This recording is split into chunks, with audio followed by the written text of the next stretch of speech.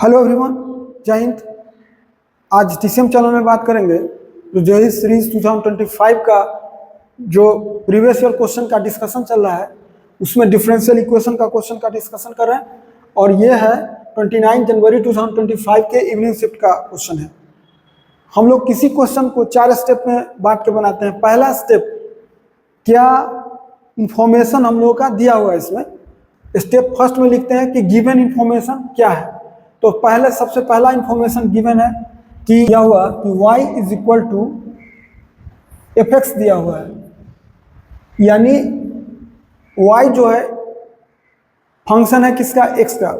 दूसरा है कि जो डिफरेंशियल इक्वेशन दिया हुआ है वो देखने से ही लग रहा है कि लीनियर डिफरेंशियल इक्वेशन है, क्योंकि इस फॉर्मेट का दिया हुआ है ये इंफॉर्मेशन dy/dx प्लस यहाँ y होता है और यहाँ फंक्शन होता है x का px और बाद में qx का फंक्शन होता है। वो दिख रहा है कि y के बगल में tan x है और qx की जगह ये 2 + sec x by 1 + 2 sec x का होल स्क्वायर दिया हुआ है। एक इन्फॉर्मेशन और दिया हुआ है कि x जो है वो -π/2 से π/2 है, दैट इज कि फर्स्ट और फोर्थ क्वाड्रेंट है। और एक और कंडीशन है कि f π/3, मतलब x के जगह अगर π/3 डालेंगे तो वैल्यू इसका आएगा √3/10। ये इंफॉर्मेशन आपको दिया हुआ है। स्टेप 2 में हम लोग सोचते हैं कि इस क्वेश्चन में क्या पूछा है। ये तो अभी दिया हुआ इंफॉर्मेशन है। स्टेप 2 में पूछा है कि f π/4 क्या होगा, तो यही हम यहाँ लिखते हैं f π/4 क्या होगा, यही क्वेश्चन है स्टेप 2। अब स्टेप 3 में हम लोग करते हैं कि इस क्वेश्चन को किस तरह सॉल्व करेंगे, उसका प्लानिंग हम लोग का क्या रहेगा। क्या कोई फार्मूला यूज होगा, इसमें फार्मूला भी लिखते हैं हम लोग, क्या कोई फार्मूला यूज होगा, उसका कैलकुलेशन क्या होगा, यही हम लोग स्टेप 3 में लिखते हैं। तो चलिए प्लान करते हैं। प्लानिंग के थ्रू, चूंकि ये जो डिफरेंशियल इक्वेशन है लीनियर डिफरेंशियल इक्वेशन है और उस फॉर्मेट के हिसाब से इसमें px का जो वैल्यू आया वो आया tan x। px किसको बोलते हैं, तो y के जो कोफिशिएंट है, तो यहाँ y का कोफिशिएंट देखिए कौन है, tan x है, इसीलिए ये px का काम किया। और qx का काम कौन करेगा, तो qx का काम करेगा जो इक्वल के राइट साइड है, तो कौन है 2 + sec x upon 1 + 2 sec x का होल स्क्वायर। ये px है और ये qx है। तो प्लान के थ्रू आप जानते हैं कि इसको सॉल्व करने के लिए सबसे पहले हम लोगों को इंटीग्रेटिंग फैक्टर निकालना पड़ता है। इंटीग्रेटिंग फैक्टर क्या होता है integrating factor e⁻ px dx, यही इंटीग्रेटिंग फैक्टर होता है e⁻px dx। अब px तो हम लोगों को मालूम है, तो लिखेंगे कितना e⁻tan x dx। अभी देखिए पहला फॉर्मूला इसमें यूज हो रहा है। अभी आप जानते हैं फॉर्मूला फर्स्ट यूज हो रहा है। फर्स्ट क्या कि tan x dx का इंटीग्रेशन क्या होता है, इसको फॉर्मूला के तौर पर ही लिखा जाता है। तो जो फॉर्मूला होता है वो होता है log mod sec x plus c। आप जान लीजिए x जो है वो दिया हुआ है -π/2 से π/2, यानी फर्स्ट क्वाड्रेंट और फर्स्ट और फोर्थ में सेक पॉजिटिव होता है, इसलिए इसका मॉड खत्म हो गया, यानी सीधे log sec x रहेगा, दिखाएगा। यानी इंटीग्रेटिंग फैक्टर जो हो गया वो e⁻log sec x हो गया। अभी फिर एक फॉर्मूला यूज होगा, फॉर्मूला 2, क्या a⁻log n बेस a और a सेम होता है तो n होता है इसका वैल्यू। तो चूंकि e और e सेम है तो इसका sec x निकला, यानी इंटीग्रेटिंग फैक्टर हम लोग का निकल गया। अब इंटीग्रेटिंग फैक्टर निकल गया तो इसका जो सॉल्यूशन होता है प्लान के थ्रू वो होता है y into integrating factor is equal to integration P x into integrating factor अलग से होता है इंटू में डी एक्स। तो यहां लिखाएगा y और इंटीग्रेटिंग फैक्टर हम लोग का मिल चुका है, कितना होगा sec x, क्यू एक्स हम लोग का मालूम है 2 प्लस क्यू एक्स मालूम है 2 plus sec x upon 1 plus 2 sec x का होल स्क्वायर और integrating factor into sec x dx। अब ये पूरे ट्रिगो का क्वेश्चन हो गया इंडेफिनिट इंटीग्रेशन में। इंडेफिनिट इंटीग्रेशन में क्वेश्चन जब मिलता है ट्रिगोमेट्री का तो देखा जाता है कि क्या डायरेक्ट फार्मूला पे है। तो डायरेक्ट फार्मूला पे तब होता है जब छोटा क्वेश्चन रहता है, तो बड़ा क्वेश्चन है, तब दूसरा चांस बनता है कि सब्स्टिट्यूशन मेथड हो सकता है क्या, तो sec x dx किसी का डिफरेंशियल नहीं होता है। तो अगर sec x dx किसी का डिफरेंशियल नहीं है तो वो भी फेल हो गया, सब्स्टिट्यूशन मेथड भी फेल हो गया। sec के साथ tan रहता तो फायदा में हो सकते थे कि sec x को t मानते तो sec x into tan x के जगह dt होता, और लेकिन इसमें tan नहीं है तो हम tan से मल्टीप्लाई डिवाइड भी करेंगे तब भी गड़बड़ हो जाएगा, मेरा क्वेश्चन नहीं बनेगा। ठीक है, तब बारी है किसका कि जब नहीं बनता है तो ट्रांसफॉर्मेशन मेथड पहले यूज किया जाता है इसमें। तो देखिए हम करके बताते हैं ट्रांसफॉर्मेशन मेथड। इसको लिख सकते हैं हम अभी, ट्रांसफॉर्मेशन मेथड के थ्रू सबको कॉस में चेंज कर लीजिए। इसको चेंज करते हैं कॉस में, तो 2 plus 1 by cos x by इसमें 1 प्लस 2 बाई कॉस एक्स का होल स्क्वायर है और साथ में sec x है तो 1 बाई कॉस एक्स होगा। इसको सॉल्व करेंगे जब तो इसको लिखेंगे हम 2 cos x plus 1 by cos x भी है और cos x भी है तो ये cos स्क्वायर x हो गया। इसका हो गया cos x प्लस 2 का whole square by cos square x, यानी cos स्क्वायर x से cos स्क्वायर x कैंसिल हो गया तो हो गया 2 cos x plus 1 by cos x plus 2 का होल स्क्वायर। यही सॉल्व करके आया तो यहाँ लिखाएगा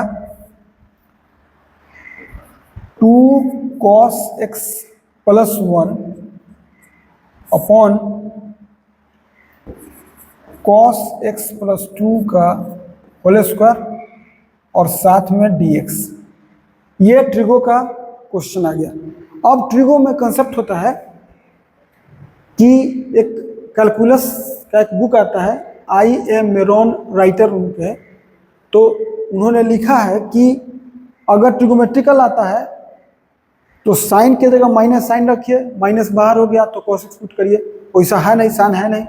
कॉस के जगह माइनस कॉस रखिए, माइनस बाहर आएगा, वो भी संभव नहीं है क्योंकि माइनस बाहर नहीं आएगा तो अंदर ही में रह जाएगा। अगर साइन कॉस दोनों है तो दोनों तो है नहीं, तो एक लास्ट यूनिवर्सल सब्स्टिट्यूशन मेथड सिखाया जाता है इस इंडेफिनिट इंटीग्रेशन को सॉल्व करने के लिए कि आप सबसे पहले देखिए, अगर हम इस पूरे को आई मान लें तो आई हम लोग का लिखाएगा, सब्स्टिट्यूशन मेथड बोलता है कि tan x/2 को t मान लीजिए। tan x/2 को जो ही t मानेंगे तो लिखाएगा sec square x/2 into half dx is equal to dt। तो यहाँ से लिखाएगा dx is equal to 2 dt by sec square x, sec square x/2, और ये dx इज इक्वल टू होगा 2 dt by sec square theta का एक formula होता है, फार्मूला लिख सकते हैं, sec स्क्वायर थीटा का एक फार्मूला होता है 1 प्लस tan स्क्वायर थीटा। तो उससे लिखेंगे यहाँ 1 प्लस tan स्क्वायर x/2 और tan x/2 को हम लोग t माने हुए हैं तो यहाँ से लिखा गया dx is equal to 2 dt by 1 plus T square. यानी अभी हम dx का व्यवस्था कर चुके। एक काम और, एक फॉर्मूला और होता है, देखिए ट्रिगो का ही फॉर्मूला यूज हो रहा है अभी बार बार। एक फॉर्मूला 4 होता है cos x में 1 minus ten square x by two by 1 plus ten square x by two. तो जो ही इस फॉर्मूला का यूज कीजिएगा तो जहां जहां t है वहां, जहां tan है वहां तो 1 minus T square by 1 plus T square लिखाएगा। तो जहां जहां cos x है वहां वहां ये लिखा जाएगा कितना। तो हम लोग इसको एक सॉल्व करके अलग ही लिख दे रहे हैं, अलग लिख दे रहे हैं 2 cos x plus 1 by cos x plus 2 का होल स्क्वायर को तोड़ के हम बता दे रहे हैं, लिखेंगे इसको 2 और cos x का वैल्यू पता है 1 minus T square by 1 plus T square और प्लस 1 और डिनोमिनेटर में अंदर में हो गया 1 minus T square by 1 plus T square plus 2 का होल स्क्वायर।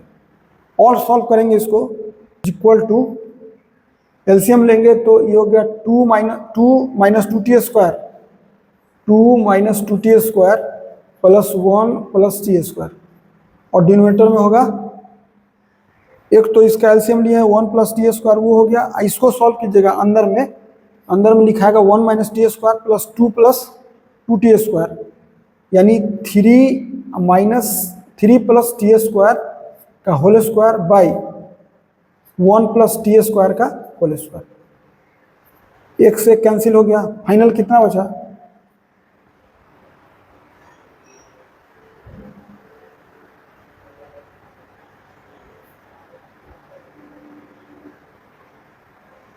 यानी हम लोग का बचा 3 minus T square by 3 plus T square का होल स्क्वायर इंटू में यहाँ बचा 1 प्लस टी स्क्वायर, क्योंकि डिनोमिनेटर वाला एक बचा तो कटेगा।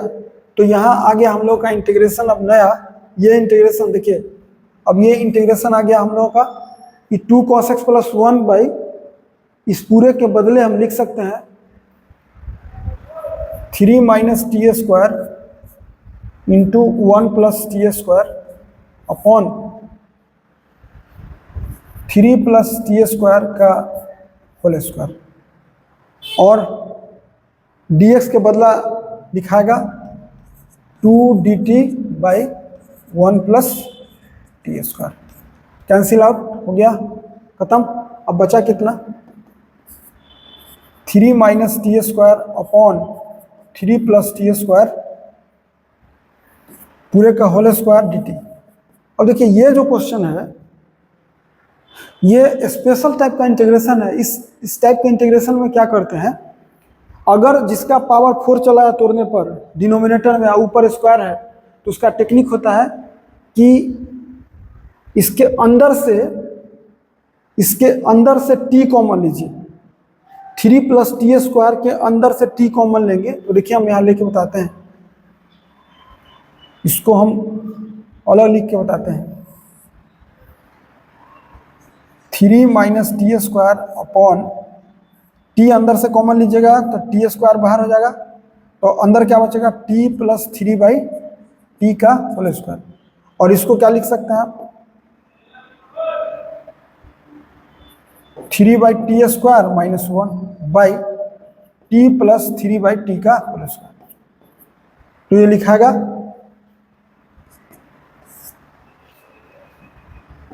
3 बाई टी स्क्वायर माइनस 1 और 2 बाहर से होगा, चूंकि ये 2 है अंदर तो 2 बाहर से होगा, और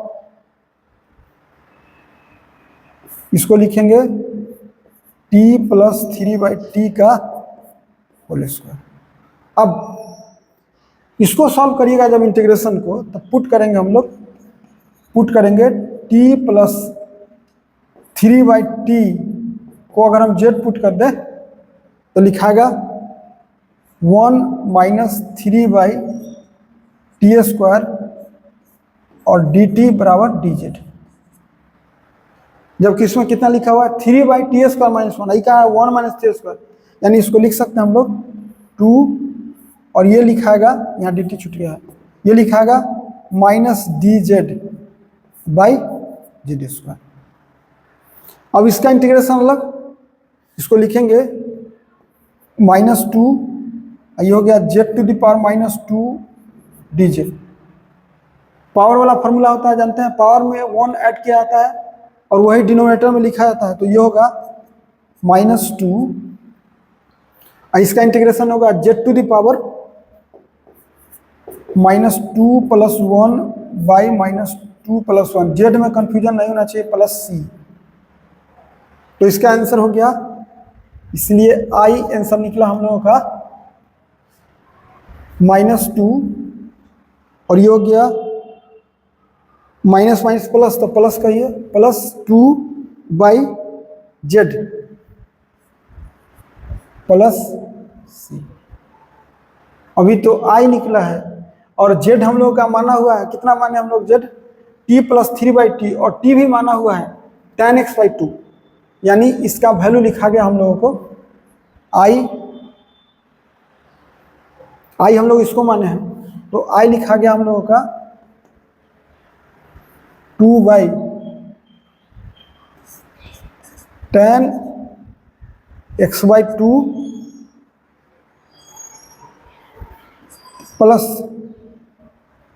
3/tan x/2 प्लस c। अभी केवल आई निकला है, अभी फंक्शन हम लोगों का बाकी है, तो चलिए फंक्शन अब लिखते हैं फाइनल के तरफ। y × sec x = फाइनल मेरा इसका आंसर आ चुका है, मेरा कितना 2 एलसीएम ले लीजिएगा तो लिखाएगा tan x/2/3 + tan² x/2 plus c। तो y बोले तो fx, y बोले तो fx कितना आ गया, तो आ गया 2 tan x/2/sec x × 3 + tan² x/2 plus c/sec x। ये अब इतना देर के बाद फंक्शन मिला है, अब कंडीशन दिए हुए कि f π/3 √3/10 है, तो हम सबसे पहले f और x के जगह यहाँ π/3 बोला है रखने के लिए, और इसका जो वैल्यू आएगा वो √3/10 लिखना है। तो पहले इसको लिखते हैं tan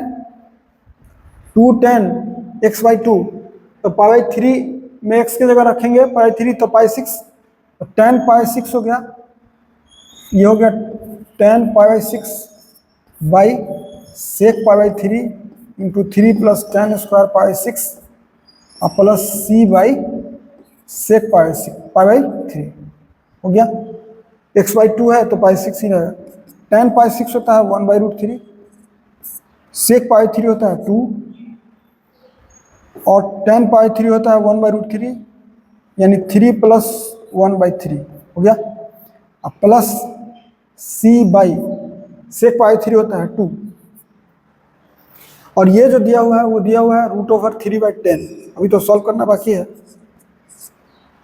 2 से 2 कैंसिल आउट हो गया, बचा कितना, तो हो गया √3/10, और ये हुआ सॉल्व कीजिएगा तो आएगा √3/10 प्लस c, ये कैंसिल हो गया, यानी यहाँ से c निकल गया कितना हम लोग का 0।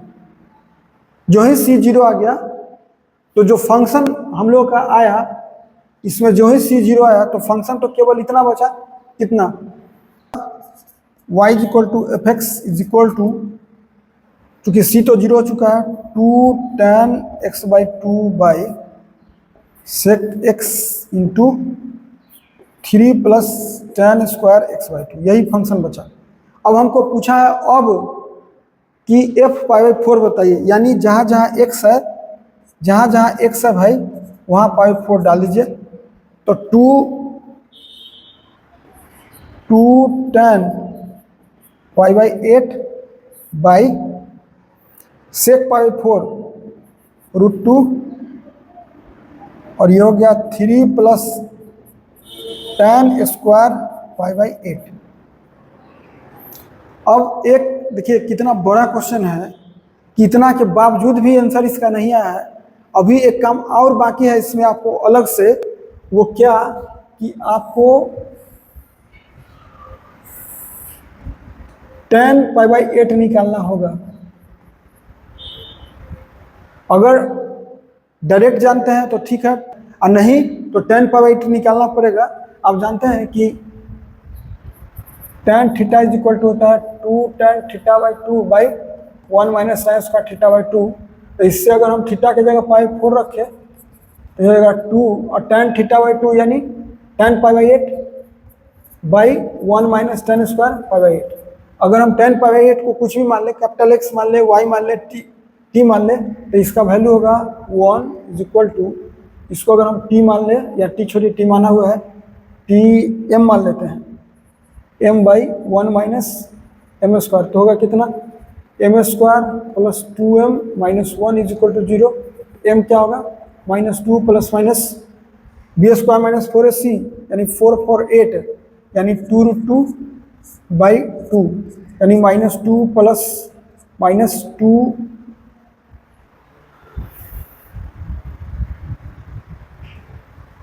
यानी इसका वैल्यू कितना हो गया,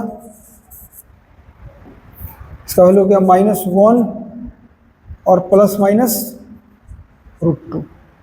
तो हमको चूंकि tan π/8 है, फर्स्ट क्वाड्रेंट है और 1 से छोटा होगा वैल्यू इसका, तो आंसर हो गया इसका √2 - 1।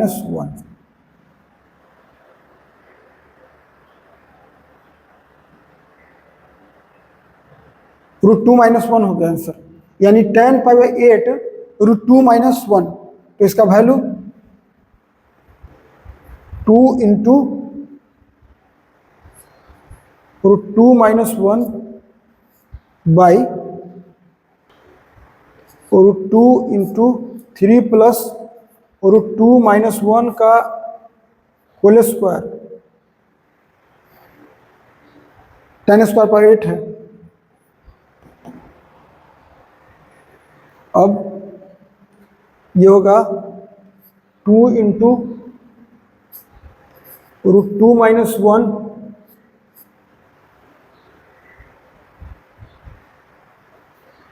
बाई √2 × ये हो गया 3 और √2 - 1 का होल स्क्वायर को तोड़ेंगे तो √2 का होल स्क्वायर +1 का होल स्क्वायर यानी 3 यानी 6 हो गया, -2 √2 का होल स्क्वायर हो गया।